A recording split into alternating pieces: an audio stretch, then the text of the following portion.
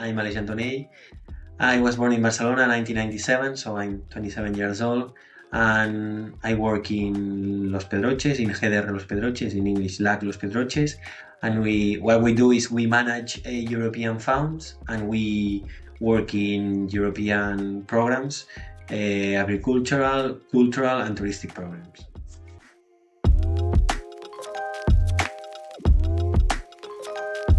The role of the GDR Los Pedroches in MONALISA project is we are one of the living labs. We are here in Los Pedroches in the south of Spain, and we are working with CREAF from Barcelona, and we are investigating some lines related with the land degradation and desertification.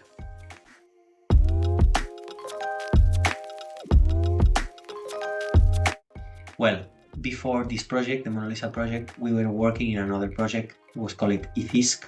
This one was related with the hydrology. That is an issue that we have here in Los Pedroches. And as you know, some of those projects, when they finishes, we start with another one because we share partners and stuff. So in this project IFISC, we were working with the University Complutense of Madrid and with CREAF.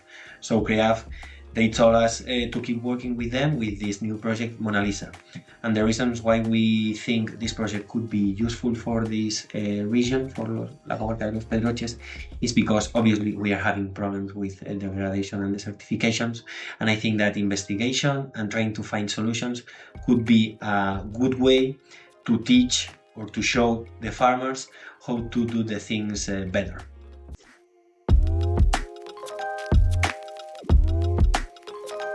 So in Los Pedroches we are facing some problems.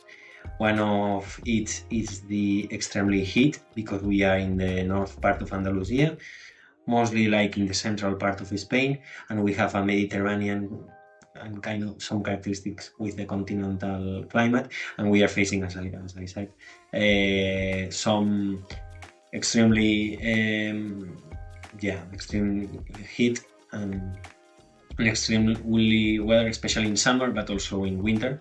Here the winters are very cold, and for that reason we are facing degradation and desertification.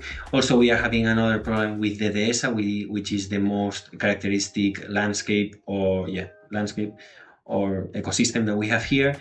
That the problem is that the oaks, that are the most representative tree here in the dehesa, we are not having a regeneration. We don't know how to plant them in order to have a big succeed. And another problem that we are facing is that some of the farmers could do the things better if we are talking about soil erosion and the way they manage their waste, organic waste.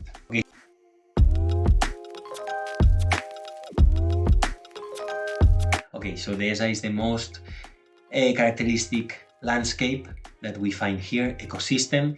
Dehesa, it used to be the original Mediterranean woods, the original Mediterranean vegetation that we found, but at some point we believe it was started by the Romans.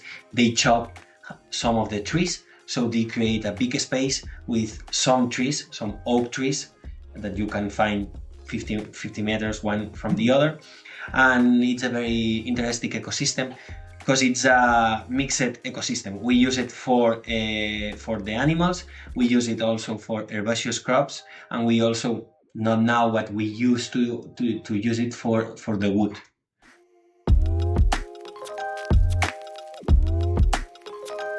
For explaining you the solutions that we find, I have to tell you that we have another two systems. The one is olive groves and the other is herbaceous crops.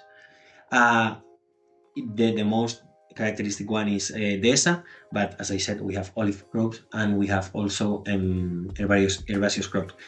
For that reason, we are going to experiment with 6 case studies.